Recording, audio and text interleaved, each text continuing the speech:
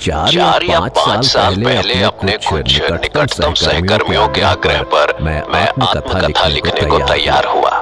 मैंने शुरुआत की, लेकिन पहला पन्ना ही लिखा था कि बम्बई में दंगे भड़क उठे और आत्मकथा का काम रोकना पड़ा, जिसके पश्चात एक के बाद एक कुछ ऐसी घटनाएं हुई जिनके चलते मुझे अंततः यरवड़ा कारागार में कैद हुई। मेरे साथ वहाँ कैद जयराम दास ने मुझसे कहा कि मैं सब कुछ छोड़ छाड़ कर आत्मकथा समाप्त करूं। मैंने उन्हें जवाब दिया, अपने अध्ययन के कार्यक्रम का ढांचा मैंने पहले ही तैयार कर लिया है और इस कार्य के समापन तक मैं कुछ और करने की सोच भी नहीं सकता। मैंने यदि यरवड़ा में अपनी सजा की पूरी अवधि काटी होती तो आत्मकथा जरूर समाप्त कर ली होती, लेकिन कार्य के समाप्त होने में 1 साल का समय बचा था कि मुझे रिहा कर दिया गया। स्वामी आनंद ने मुझे दोबारा आत्मकथा लिखने के लिए कहा और चूंकि मैं दक्षिण अफ्रीका में सत्याग्रह का इतिहास लिखकर खत्म कर चुका था, इसलिए मैं भी नवजीवन के लिए आत्मकथा लिखे जाने को लेकर उत्सुक हो गया। स्वामी चाहते थे कि मैं प्रकाशन के लिए अलग से किताब लिखूं, लेकिन मेरे पास खाली समय नहीं था। मैं हफ्ते दर हफ्ते एक अध्याय लिख सकता था। नवजीवन के लिए हर हफ्ते कुछ लिखा जाना था, तो फिर वो आत्मकथा क्यों नहीं हो सकती थी? स्वामी ने प्रस्ताव स्वीकार कर लिया और मैं यहाँ कठिन परिश्रम कर रहा हूँ। पर भगवान से डरने वाले मेरे एक मित्र के मन में कुछ शंका थी, जो उसने मुझसे मेरे मौन व्रत वाले दिन बांटी। उसने पूछा कि किस बात ने मुझे इस साहसिक कार्य की ओर अग्रसर किया। आत्मकथा लिखे जाने का प्रचलन पश्चिम देशों की खासियत है। मैं पूर्व में किसी को नहीं जानता जिसने आत्मकथा लिखी हो, उन लोगों के अलावा जो कि पश्चिम के प्रभाव में आए हो। और आप क्या लिखेंगे? जैसे कि आप उन चीजों को नकार दें जिन्हें आज आप सिद्धांत मानते हैं, या फिर आप आज की अपनी योजनाओं को भविष्य में संशोधित करें।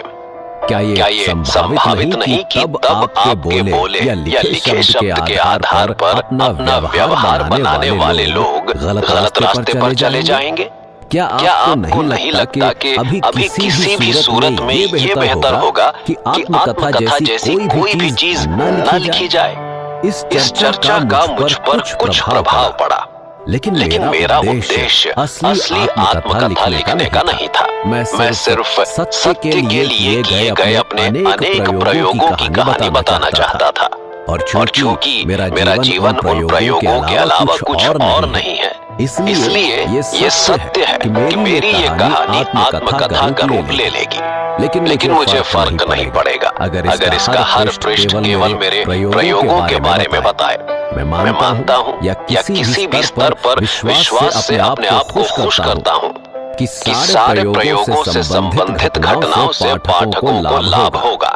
राजनीति के क्षेत्र में किए गए मेरे प्रयोग सिर्फ भारत में ही नहीं, बल्कि काफी हद तक सभ्य संसार को भी पता चल चुके हैं। मेरे लिए वो अधिक महत्व नहीं रखते, इसलिए महात्मा की जो उपाधि उन्होंने मुझे दी है वो और भी कम महत्व रखती है। कई बार इस उपाधि ने मुझे कष्ट दिया है और मुझे एक भी ऐसा क्षण याद नहीं आता जब मुझे इससे प्रसन्नता हुई हो। लेकिन मैं निश्चित तौर पर अध्यात्म के क्षेत्र में किए गए अपने उन प्रयोगों के बारे में बताना चाहूंगा जो केवल मेरी जानकारी में है और जिनसे मुझे वो शक्ति मिली जिनसे मैं राजनीति के क्षेत्र में काम कर पाया। अगर प्रयोग वास्तविक तौर पर आध्यात्मिक है तो वहाँ आत्म प्रशंसा की कोई जगह नहीं होती। वो मेरी विनम्रता को केवल बढ़ा सकती है। मैं जितना अतीत में देखता और बताता जाता हूँ, उतनी ही मेरी सीमाएं स्पष्ट दिखती जाती हैं। जो मैं प्राप्त करने की सोचता रहा और जिसके लिए मैंने 30 वर्ष तक प्रयास किए, वो है आत्मबोध, भगवान के साक्षात दर्शन और मोक्ष प्राप्त करना। मैं इसी लक्ष्य की प्राप्ति के लिए जीता रहा, कर्म करता रहा और अपना अस्तित्व बनाए रखा।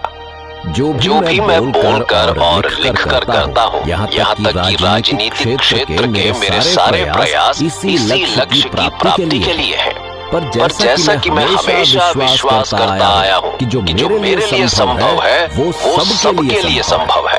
मेरे प्रयोग किसी बंद जगह पर नहीं अपितु खुले स्थान पर किए गए हैं और मुझे नहीं लगता कि ये तथ्य मेरे आध्यात्मिक सिद्धांतों को कमतर करते हैं। कुछ चीजें होती हैं जो केवल हमें और हमारे जनक को पता होती हैं। वे स्पष्ट तौर पर अकथनीय होती हैं, परंतु मैं जिन प्रयोगों से जुड़ने जा रहा हूँ वे ऐसी नहीं हैं, बल्कि वे आध्यात्मिक हैं, नैतिक हैं, क्योंकि धर्म का सार ही नैतिकता है। धर्म के सिर्फ वे मामले इस कहानी में लिए जाएंगे जिन्हें बच्चे भी उतना समझ पाएंगे जितना कि बड़े। अगर मैं उन्हें निष्पक्ष और विनम्र भावना के साथ समझ पाया तो कई दूसरे प्रयोग अपने आगे बढ़ने के लिए नियम तलाश पाएंगे। मेरी ओर से इन प्रयोगों के लिए किसी भी स्तर की पूर्णता का दावा नहीं है। मैं इनके लिए उन वैज्ञानिकों से बड़े दावे नहीं करता जो अधिकतम सटीकता, पूर्व विचार और बारीकियों को ध्यान में रखते हुए अपने प्रयोग करने के बावजूद अपने निष्कर्षों को अंतिम बताने के दावे नहीं करते और उनके लिए खुले दिमाग से सोचते हैं।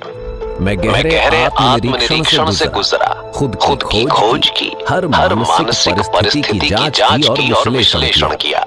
मैं अपने निकाले गए निष्कर्षों के निर्णायक होने और उनकी अचूकता का दावा करने से बहुत दूर हूँ। एक दावा जो मैं करता हूँ वो ये है कि मुझे ये पूर्ण रूप से सही नजर आते हैं और एक समय के लिए अंतिम भी प्रतीत होते हैं। और अगर वे ऐसे नहीं हैं तो मुझे उन पर कोई काम नहीं करना चाहिए। लेकिन हर स्तर पर मैंने स्वीकृत या अस्वीकृत करने की प्रक्रिया का पालन किया और उसी के हिसाब से काम किया। और जब तक मेरे कर्म मेरे तर्क और दिल को संतुष्ट करते रहेंगे तब तक मैं अपने वास्तविक निष्कर्षों का दृढ़ता से पालन करूंगा। अगर मुझे सिर्फ शैक्षिक सिद्धांतों पर चर्चा करनी हो तो मैं निश्चित तौर पर आत्मकथा लिखने की कोशिश नहीं करूंगा। लेकिन चूंकि मेरा उद्देश्य इन सिद्धांतों के व्यावहारिक प्रयोगों के बारे में बताना है, इसलिए जिन अध्यायों को लिखने का मैंने विचार बनाया है उसका नाम दिया है सत्य के लिए प्रयोगों की कहानी।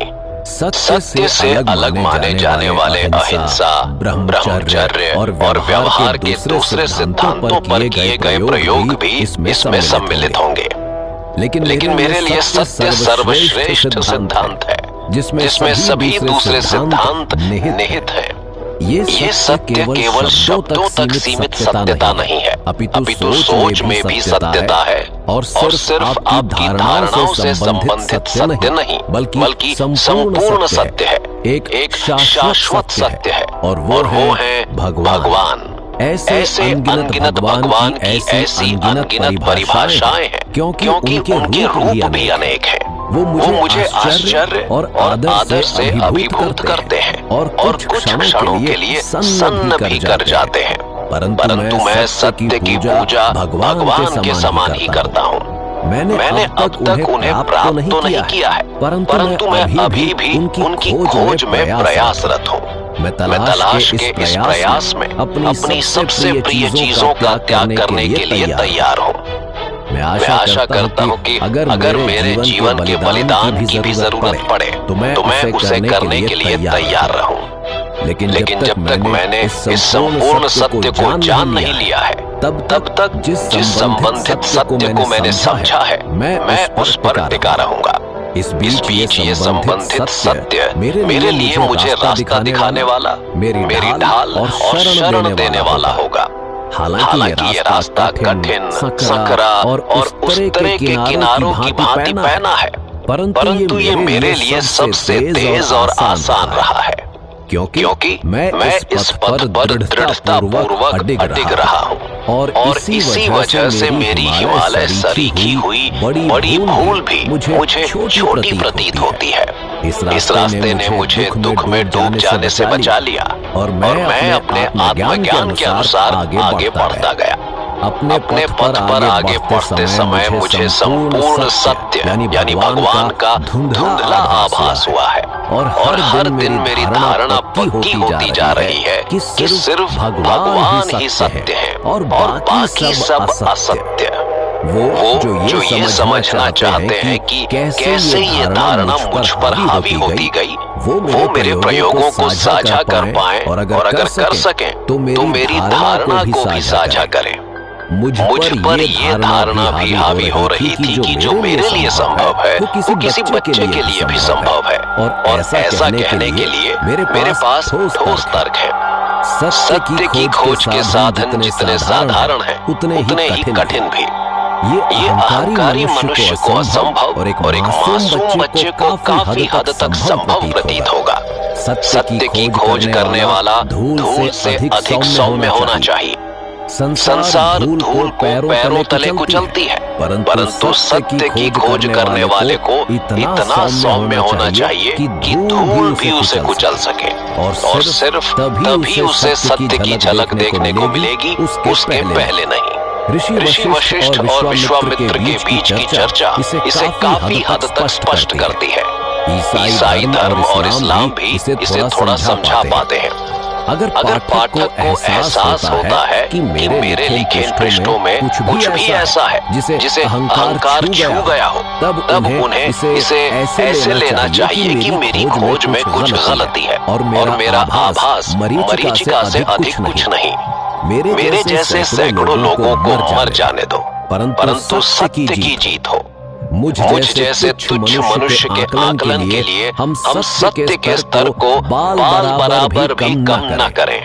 मैं आशा और प्रार्थना करता हूँ कि कोई भी निम्नलिखित अध्यायों में निहित परामर्श को आदेशात्मक तौर पर नहीं देखेगा। बताए गए प्रयोगों को उदाहरण के तौर पर लिया जाना चाहिए, जिनके मार्गदर्शन पर हर कोई अपने रुझान और क्षमता के अनुसार स्वयं के प्रयोग करे।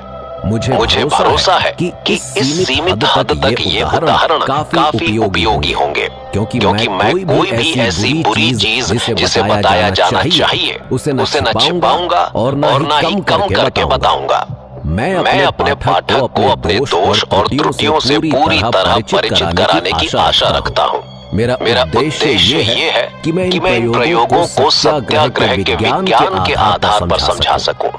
ये कहने की आवश्यकता नहीं कि स्वयं पर निर्णय लेने में मैं कितना भी अच्छा क्यों ना हो जाऊं, मुझे सत्य के लिए जितना कठोर होना पड़ेगा, मैं चाहूंगा कि दूसरे भी उतने ही कठोर बने।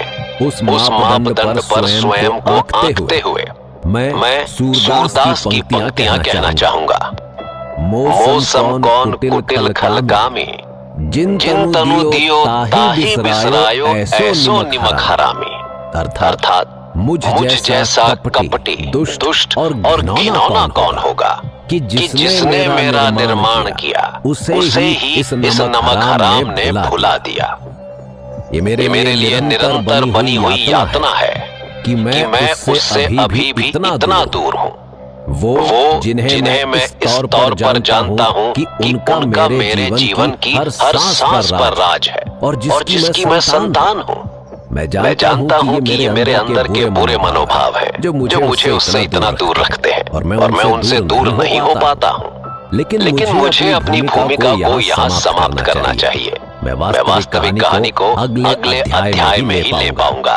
M.K. गांधी, साबरमती आश्रम, 26 नवंबर 1925।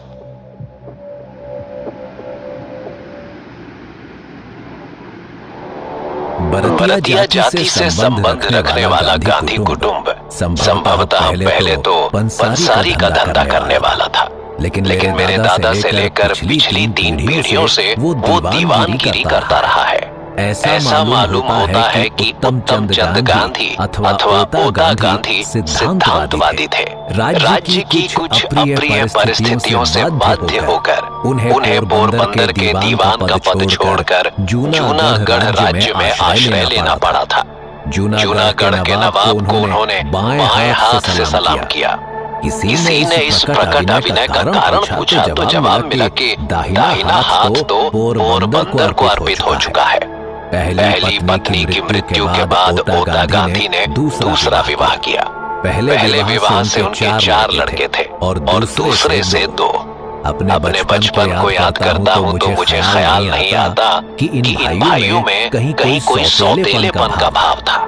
इनमें पांचवे करमचंद अथवा कबा गांधी और आखिरी तुलसीदास गांधी थे। दोनों भाइयों ने बारी से पोरबंदर में दीवान का काम किया। कबा गांधी मेरे पिताजी थे। पोरबंदर की दीवानगिरी से मुक्त होने के बाद वे राजस्थानी कोर्ट के सदस्य थे। बाद में राजकोट में और कुछ समय के लिए वांकानेर में दीवान थे। मृत्यु के समय वे राजकोट दरबार के पेंशनर थे। कबा गांधी के भी एक के बाद एक 4 विवाह पत्नियों की मृत्यु के कारण हुए थे। पहली 2 पत्नियों से 2 कन्याएं थीं। अंतिम पत्नी पुतलीबाई से 1 कन्या और 3 पुत्र थे। उनमें से अंतिम मैं हूँ। पिता कुटुंब प्रेमी, सत्य प्रिय, शूर, उदार किंतु क्रोधी थे। थोड़े विषयासक्त भी रहे होंगे। उनका आखिरी ब्याह 40वें साल के बाद हुआ था। हमारे परिवार में और बाहर भी उनके विषय में ये धारणा थी कि वे भ्रष्टाचार से दूर रहते हैं, इसलिए शुद्ध न्याय करते हैं। राज्य के प्रति उनकी वफादारी सर्वविदित थी। एक बार प्रांत के किसी अंग्रेज साहब ने राजकोट के ठाकुर साहब का अपमान किया था। पिताजी ने इसका विरोध किया। इस पर साहब नाराज हुए और उनसे माफी मांगने के लिए कहा। उन्होंने माफी मांगने से इनकार कर दिया, जिसके फलस्वरूप कुछ घंटों के लिए उन्हें हवालात में भी रहना पड़ा। इस पर भी जब वे न डिगे तो अंत में साहब ने उन्हें छोड़ देने का हुक्म दिया। पिताजी ने धन बटोरने का लोभ कभी नहीं किया। इस कारण हम भाइयों के लिए बहुत थोड़ी संपत्ति छोड़कर गए थे। पिताजी की शिक्षा केवल अनुभव की थी। आजकल जिसे हम गुजराती की 5वीं किताब का ज्ञान कहते हैं, उतनी शिक्षा उन्हें मिली होगी। इतिहास भूगोल का ज्ञान तो बिल्कुल ही न था। फिर भी उनका व्यावहारिक ज्ञान इतने ऊंचे दर्जे का था कि बारीक से बारीक सवालों को सुलझाने में अथवा 1000 आदमियों से काम लेने में भी उन्हें कोई कठिनाई नहीं होती थी। धार्मिक शिक्षा ना के बराबर थी, पर मंदिरों में जाने से और कथा आदि सुनने से जो धर्म ज्ञान असंख्य हिंदुओं को सहज भाव से मिलता है, वो उनमें था। आखिर के साल में एक विद्वान ब्राह्मण की सलाह से जो परिवार के मित्र थे, उन्होंने गीता पाठ शुरू किया था और रोज पूजा के समय वे थोड़े बहुत ऊंचे स्वर से पाठ किया करते थे। मेरे मन पर ये छाप रही है कि मेरी माता साध्वी स्त्री थीं। वे बहुत श्रद्धालु थीं। बिना पूजा पाठ के कभी भोजन न करती। हमेशा हवेली वैष्णव मंदिर जाती थीं। जब से मैंने होश संभाला तब से मुझे याद नहीं पड़ता कि उन्होंने कभी चातुर्मास का व्रत तोड़ा हो। वे कठिन से कठिन व्रत शुरू करती और उन्हें निर्विघ्न पूरा करती। व्रतों के दौरान बीमार होने पर भी उन्होंने व्रत कभी नहीं छोड़े। ऐसे एक समय की मुझे याद है कि जब उन्होंने चंद्रायण व्रत लिया था। व्रत के दिनों में वे बीमार पड़ गईं, पर व्रत नहीं छोड़ा। चातुर्मास में एक बार खाना तो उनके लिए सामान्य बात थी। इतने से संतोष न करके एक चौमासे में उन्होंने तीसरे दिन भोजन करने का व्रत लिया था। लगातार 2-3 उपवास तो उनके लिए मामूली बात थी। एक चातुर्मास में उन्होंने व्रत लिया कि सूर्य नारायण के दर्शन करके ही भोजन करेंगी। उस चौमासे में हम बालक आसमान देखा करते कि कब सूरज के दर्शन हो और कब माँ भोजन करें। ये तो सब जानते हैं कि चौमासे में अक्सर सूर्य के दर्शन दुर्लभ हो जाते हैं। मुझे ऐसे दिन याद है कि जब हम सूरज को देखते और कहते, माँ सूरज दिखा, और सूर्य के दर्शन के लिए जब तक माँ बाहर आती, इतने में सूरज छिप जाता और माँ ये कहती हुई लौट जाती, कोई बात नहीं, आज भाग्य में भोजन नहीं है, और अपने काम में डूब जाती। माता व्यवहार कुशल थीं। राज दरबार की सारी बातें वो जानती थीं। रनिवास में उनकी बुद्धि का अच्छा सम्मान होता था। मेरे बचपने में कभी माता जी मुझे भी अपने साथ दरबार गढ़ ले जाती थी। ठाकुर साहब की माँ मामा साहब के साथ होने वाली उनकी बातों में से कुछ मुझे अभी तक याद है। इन माता पिता के घर में 2 अक्टूबर 1869 को पोरबंदर अथवा सुदामापुरी में मेरा जन्म हुआ। बचपन मेरा पोरबंदर में ही बीता। याद पड़ता है कि मुझे किसी पाठशाला में भर्ती किया गया था। मुश्किल से थोड़े से पहाड़े में सीख सका था। मुझे सिर्फ इतना याद है कि मैं उस समय दूसरे लड़कों के साथ अपने शिक्षकों को गाली देना सीख गया था और कुछ याद नहीं पड़ता। इससे मैं अंदाजा लगाता हूँ कि मेरी बुद्धि कमजोर और स्मरण शक्ति कच्ची रही होगी। पोरबंदर से पिताजी राजस्थानी कोर्ट के सदस्य बनकर राजकोट गए थे। उस समय मेरी उम्र 7 साल की होगी। मुझे राजकोट की प्राथमिक पाठशाला में भर्ती किया गया। इस पाठशाला के दिन मुझे अच्छी तरह याद है। शिक्षकों के नाम भी याद है। पोरबंदर की तरह यहाँ की पढ़ाई के बारे में भी बताने लायक कोई विशेष बात नहीं है। मैं मुश्किल से साधारण श्रेणी का विद्यार्थी रहा हूँगा।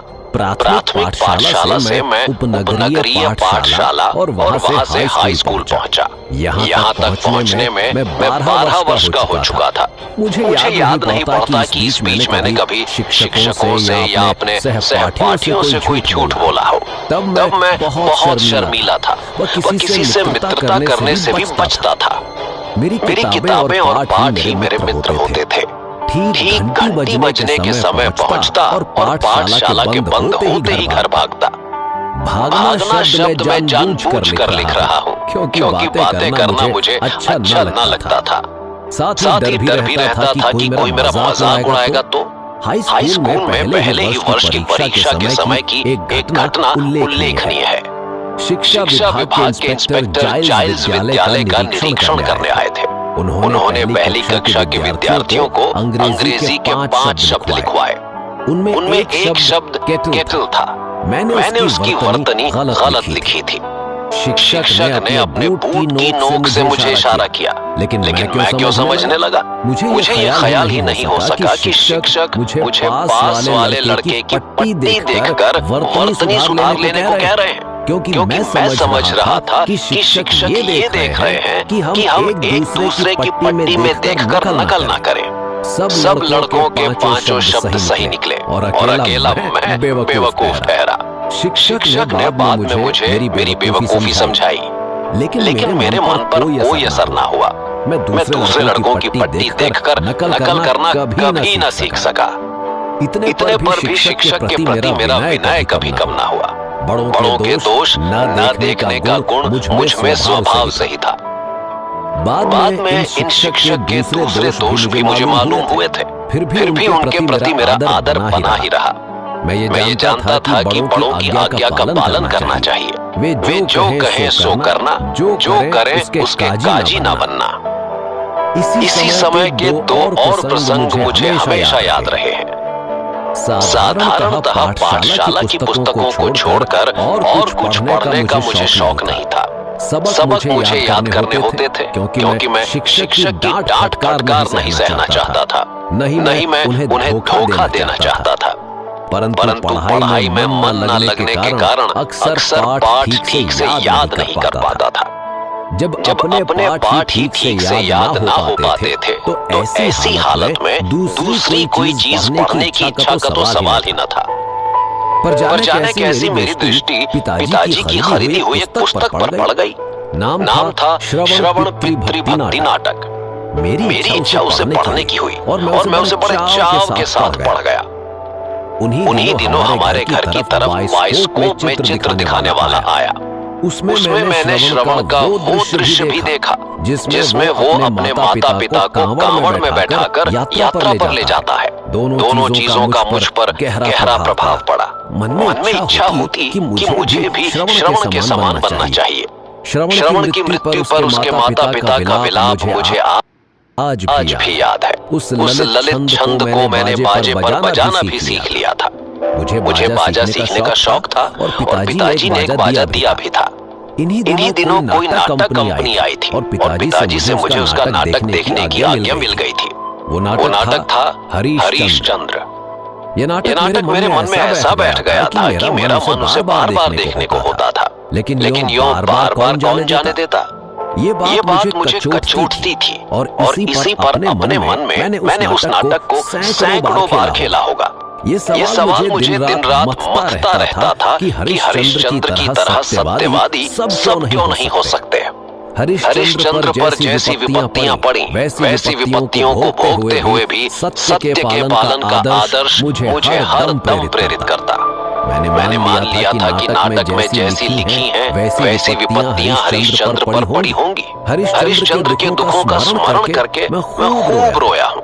आज मेरी सामान्य बुद्धि समझती है कि हरिश्चंद्र कोई ऐतिहासिक व्यक्ति नहीं रहे होंगे। फिर भी मेरे विचार में हरिश्चंद्र और श्रवण आज भी जीवित हैं। मैं जानता हूँ कि आज भी उन नाटकों को पढ़ूंगा तो मेरी आंखों से आंसू बह निकलेंगे।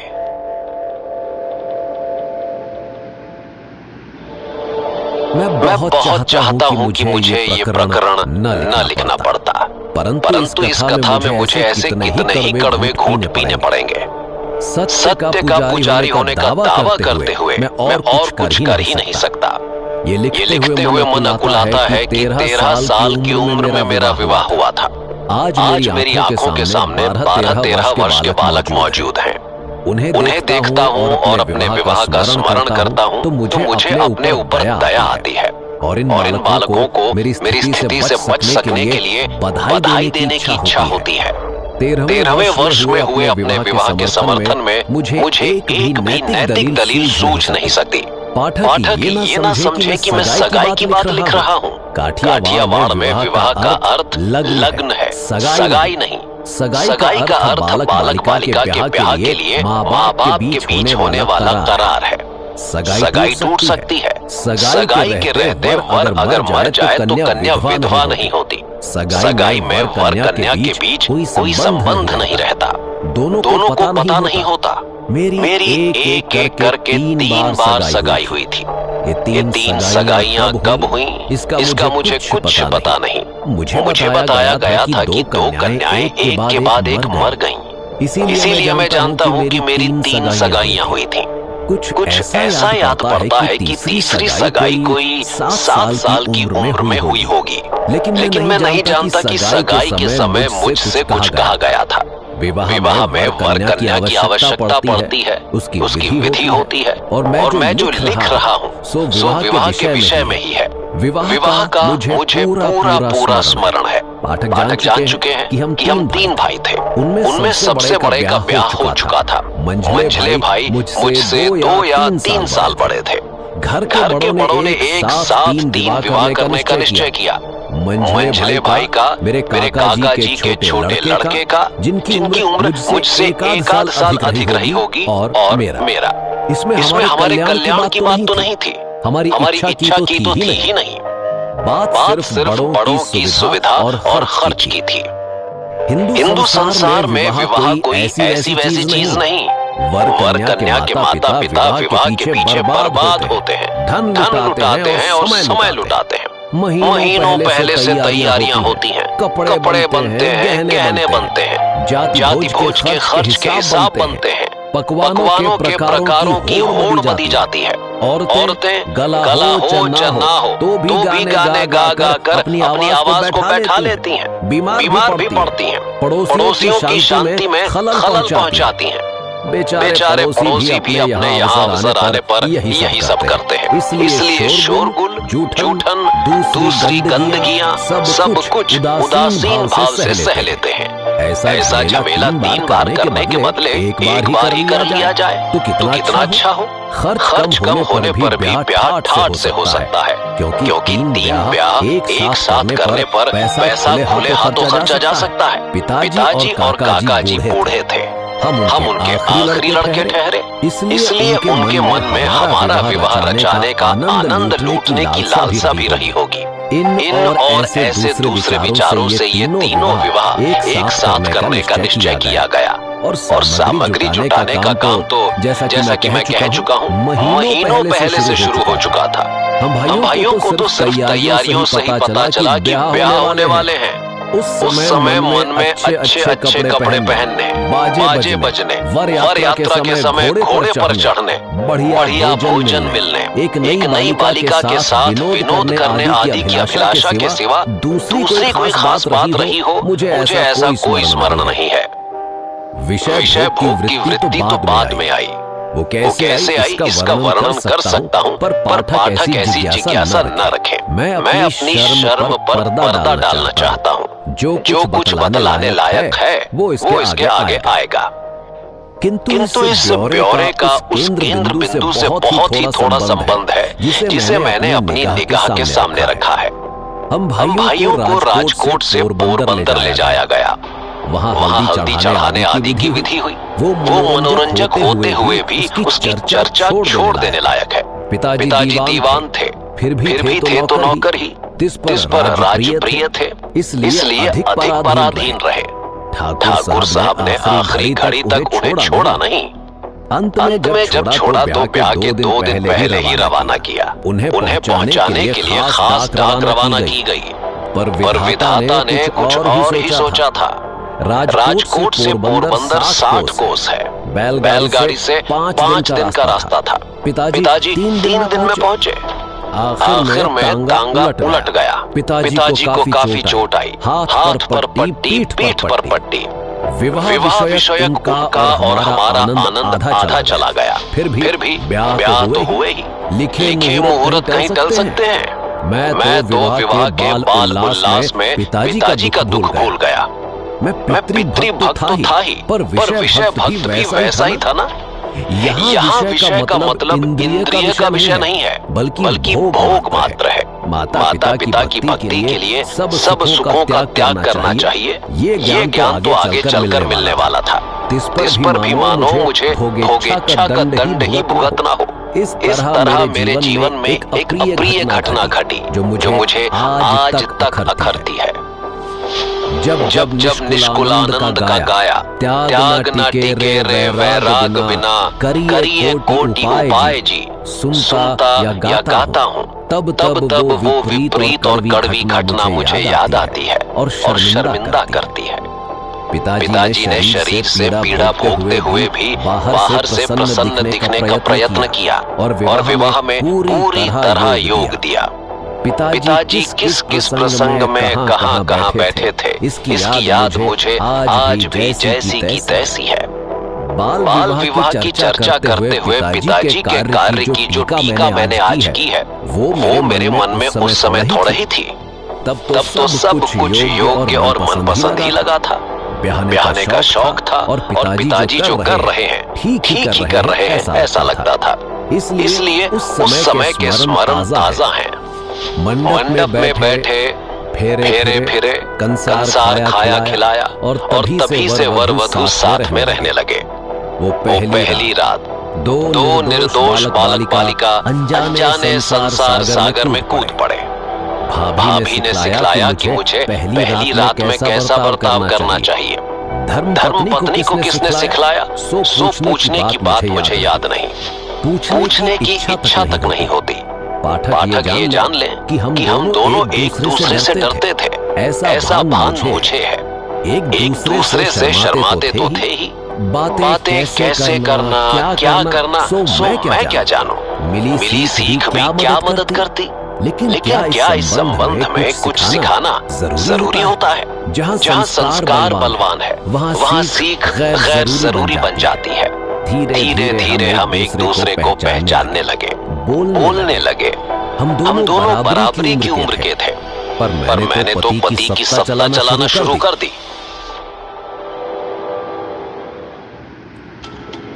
जिन दिनों मेरा विवाह हुआ, उन दिनों निबंधों की छोटी छोटी पुस्तिकाएं पैसे या पाई की सो तो कुछ याद नहीं निकला करती थी। उनमें दंपति प्रेम, कम खर्ची, बाल विवाह आदि विषयों की चर्चा रहती थी। उनमें से कुछ निबंध मेरे हाथ में पढ़ते और मैं उन्हें पढ़ जाता। मेरी ये आदत तो थी कि पढ़े हुए में से जो पसंद ना आए उसे भूल जाना और जो पसंद आए उस पर अमल करना। मैंने पढ़ा था कि एक पत्नी व्रत पालना पति का धर्म है। बात हृदय में रम गई। सत्य का शौक तो था ही, इसलिए पत्नी को धोखा तो दे ही नहीं सकता था। इसी से ये भी समझ में आया कि दूसरी स्त्री के साथ संबंध नहीं रहना चाहिए। छोटी उम्र में एक पत्नी व्रत के भंग की संभावना कम ही रहती है, पर इन सद्विचारों का एक बुरा परिणाम निकला। अगर मुझे एक पत्नी व्रत पालना है तो पत्नी को भी एक पति व्रत पालना चाहिए। इस विचार के कारण मैं ईर्ष्यालु पति बन गया। पालना चाहिए में से मैं पलवाना चाहिए के विचार पर पहुंचा। और अगर पलवाना है तो मुझे पत्नी की निगरानी रखनी चाहिए। मेरे लिए पत्नी की पवित्रता में शंका करने का कोई कारण नहीं था, पर ईर्ष्या कारण क्यों देखने लगी? मुझे हमेशा ये जानना ही चाहिए कि मेरी स्त्री कहाँ जाती है, इसलिए मेरी अनुमति के बिना वो कहीं जा ही नहीं सकती। ये चीज हमारे बीच दुखद झगड़े की जड़ बन गई। बिना अनुमति के कहीं भी ना जा सकना तो एक तरह की कैद ही हुई, पर कस्तूरबाई ऐसी कैद सहन करने वाली थी ही नहीं। जहाँ इच्छा होती वहाँ मुझसे बिना पूछे जरूर जाती। मैं ज्यों दबाव डालता त्यों वो अधिक स्वतंत्रता से काम लेती और मैं अधिक चिढ़ता। इससे हम बालकों के बीच बोलचाल का बंद होना एक मामूली चीज बन गई। कस्तूरबाई ने जो स्वतंत्रता बरती उसे मैं निर्दोष मानता हूँ। जिस बालिका के मन में पाप नहीं है वो देव दर्शन के लिए जाने पर या किसी से मिलने जाने पर दबाव क्यों सहन करे? अगर मैं उस पर दबाव डालता हूँ तो वो मुझ पर क्यों ना दबाव डाले? ये तो अब मुझे समझ में आ रहा है। उस समय तो मुझे अपना पतित्व सिद्ध करना था, लेकिन पाठक ये न माने कि हमारे गृहस्थ जीवन में कहीं भी मिठास नहीं थी। मेरी वक्रता की जड़ प्रेम में थी। मैं अपनी पत्नी को आदर्श पत्नी बनाना चाहता था। मेरी ये भावना थी कि वो स्वच्छ बने, स्वच्छ रहे। मैं सीखूं सो सीखें, मैं पढ़ूं सो पढ़ें, और हम दोनों एक दूसरे में ओत-प्रोत रहें। कस्तूरबाई में ये भावना थी या नहीं इसका मुझे नहीं पता। वो निरक्षर थी, स्वभाव से सीधी, स्वतंत्र, मेहनती और मेरे साथ तो कम बोलने वाली थी। उसे अपने अज्ञान का असंतोष नहीं था। अपने बचपन में मैंने कभी उसकी ये इच्छा नहीं जानी कि मेरी तरह वो भी पढ़ सके तो अच्छा हो। इसमें मैं मानता हूँ कि मेरी भावना एक पक्षीय थी। मेरा विषय सुख एक स्त्री पर ही निर्भर था और मैं उस सुख का प्रत्युत्तर चाहता था। जहाँ प्रेम एक पक्ष की ओर से होता है वहाँ सर्वांश में दुख तो नहीं ही होता। मैं अपनी स्त्री के प्रति विषयासक्त था। पाठशाला में भी उसके विचार आते रहते। कब रात पड़े और कब हम मिले, ये विचार बना ही रहता। वियोग असह्य था। अपनी कुछ निकम्मी बकवासों से मैं कस्तूरबाई को जगाए ही रहता। मेरा ख्याल है कि इस आसक्ति के साथ ही मुझ में कर्तव्य परायणता ना होती तो मैं व्याधिग्रस्त होकर मौत के मुंह में चला जाता, अथवा इस संसार पर बोझ बनकर जिंदा रहता। सवेरा होते ही नित्य कर्म में तो लग जाना चाहिए। किसी को धोखा तो दिया ही नहीं जा सकता। अपने इन विचारों के कारण मैं बहुत से संकटों से बचा हूँ। मैं लिख चुका हूँ कि कस्तूरबाई निरक्षर थी। उसे पढ़ाने की मेरी बड़ी इच्छा थी, पर मेरी विषय वासना मुझे पढ़ाने कैसे देती? एक तो मुझे जबरदस्ती पढ़ाना था, वो भी रात के एकांत में ही हो सकता था। बड़ों के सामने तो स्त्री की तरफ देखा भी नहीं जा सकता था। फिर बातचीत कैसे होती? उन दिनों काठियावाड़ में घूंघट करने का निकम्मा और जंगली रिवाज था। आज भी बड़ी हद तक मौजूद है। इस कारण मेरे लिए पढ़ाने की परिस्थितियां भी प्रतिकूल थीं। इसलिए मुझे ये स्वीकार करना चाहिए कि जवानी में पढ़ाने के जितने प्रयत्न मैंने किए वे सब लगभग निष्फल हुए। जब मैं विषय की नींद से जागा तब तक सार्वजनिक जीवन में कूद चुका था। इसलिए अधिक समय देने की मेरी स्थिति नहीं रही थी। शिक्षकों के द्वारा पढ़ाने के मेरे प्रयत्न भी व्यर्थ सिद्ध हुए। यही कारण है कि आज कस्तूरबाई की स्थिति मुश्किल से पत्र लिख सकने और साधारण गुजराती समझ सकने की है। मैं मानता हूँ कि अगर मेरा प्रेम विषय से दूषित ना होता तो आज वो विदुषी स्त्री होती। मैं उसके पढ़ने के आलस से कुछ जीत सकता था, क्योंकि मैं जानता हूँ कि शुद्ध प्रेम के लिए कुछ भी असंभव नहीं है।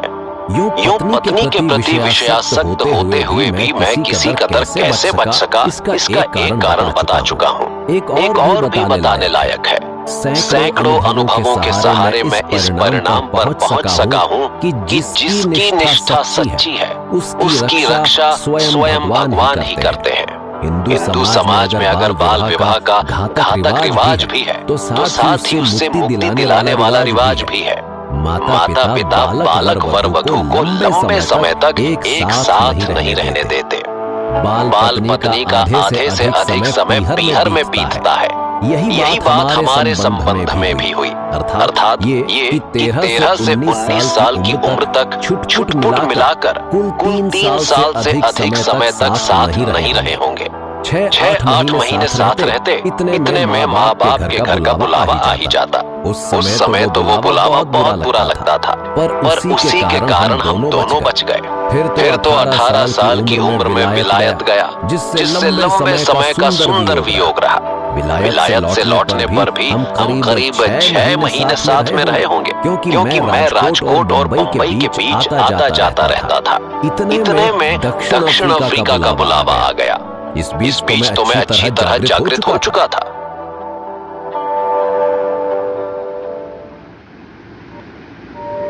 मैं बता चुका हूँ कि ब्याह के समय मैं हाई स्कूल में पढ़ता था। उस समय हम तीनों भाई एक ही स्कूल में पढ़ते थे। बड़े भाई ऊपर के दर्जे में थे और जिन भाई के ब्याह के साथ मेरा ब्याह हुआ था वे मुझसे एक दर्जा आगे थे। ब्याह का परिणाम ये हुआ कि हम 2 भाइयों का एक वर्ष बेकार गया। मेरे भाई के लिए तो परिणाम इससे भी बुरा रहा। ब्याह के बाद वे स्कूल पढ़ ही ना सके। कितने नौजवानों को ऐसे अनिष्ट परिणाम का सामना करना पड़ता होगा, भगवान ही जाने। विद्याभ्यास और विवाह दोनों एक साथ तो हिंदू समाज में ही चल सकते हैं। मेरी पढ़ाई चलती रही। हाई स्कूल में मेरी गिनती मंद बुद्धि विद्यार्थियों में नहीं थी। शिक्षकों का प्रेम मैं हमेशा ही पा सका था। हर साल माता पिता के नाम स्कूल में विद्यार्थी की पढ़ाई और उसके आचरण के संबंध में प्रमाण पत्र भेजे जाते थे। उनमें मेरे आचरण या अभ्यास के खराब होने की टीका कभी नहीं हुई। दूसरी कक्षा के बाद मुझे इनाम भी मिले और 5वीं व 6ठी कक्षा में क्रमशः प्रति मास 4 और 10 रुपयों की छात्रवृत्ति भी मिली थी। इसमें मेरी होशियारी की अपेक्षा भाग्य का अंश अधिक था। ये छात्रवृत्तियां सब विद्यार्थियों के लिए नहीं थीं, बल्कि सोरठ वासियों में से सर्वप्रथम आने वालों के लिए थीं। 40-50 विद्यार्थियों की कक्षा में उस समय सोरठ प्रदेश के विद्यार्थी इतने हो सकते थे। मेरा अपना ख्याल है कि मुझे अपनी होशियारी का कोई गर्व नहीं था। पुरस्कार या छात्रवृत्ति मिलने पर मुझे आश्चर्य होता था, पर अपने आचरण के विषय में मैं बहुत सजग था। आचरण में दोष आने पर मुझे रोना ही आ जाता था। मेरे हाथों कोई भी ऐसा काम बने जिससे शिक्षक को मुझे डांटना पड़े अथवा शिक्षकों का मेरे बारे में गलत ख्याल बने तो वो मेरे लिए असह्य हो जाता था। मुझे याद है कि एक बार मुझे पिटाई खानी पड़ी थी। पिटाई का दुख नहीं था, पर मैं दंड का पात्र माना गया। इसका मुझे बड़ा दुख रहा। मैं खूब रोया। ये प्रसंग पहली या दूसरी कक्षा का है। दूसरा एक प्रसंग 7वीं कक्षा का है। उस समय दोराबजी एदल जी कीमी हेडमास्टर थे। वे विद्यार्थी प्रेमी थे, क्योंकि वे नियमों का पालन करवाते थे, व्यवस्थित रीति से काम लेते और अच्छी तरह पढ़ाते थे। उन्होंने उच्च कक्षा के विद्यार्थियों के लिए कसरत क्रिकेट अनिवार्य कर दिए थे। मुझे इनसे अरुचि थी। इनके अनिवार्य बनने से पहले मैं कभी कसरत क्रिकेट या फुटबॉल में गया ही न था। न जाने का मेरा शर्मीला स्वभाव ही एकमात्र कारण था। अब मैं देखता हूँ कि मेरी वो अरुचि मेरी भूल थी। उस समय मेरा ये गलत ख्याल बना रहा कि शिक्षा के साथ कसरत का कोई संबंध नहीं है। बाद में मैं समझा कि विद्याभ्यास में व्यायाम का अर्थात शारीरिक शिक्षा का मानसिक शिक्षा के समान ही स्थान होना चाहिए।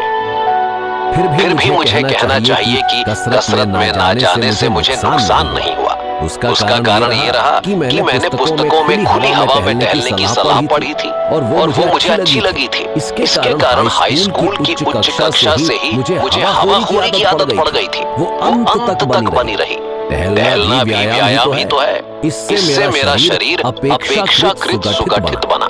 अरुचि का दूसरा कारण था पिताजी की सेवा करने की तीव्र इच्छा। स्कूल की छुट्टी होते ही मैं सीधा घर पहुंचता और सेवा में लग जाता। जब कसरत अनिवार्य हुई तो इस सेवा में बाधा पड़ी। मैंने विनती की कि पिताजी की सेवा के लिए कसरत से छुट्टी दी जाए।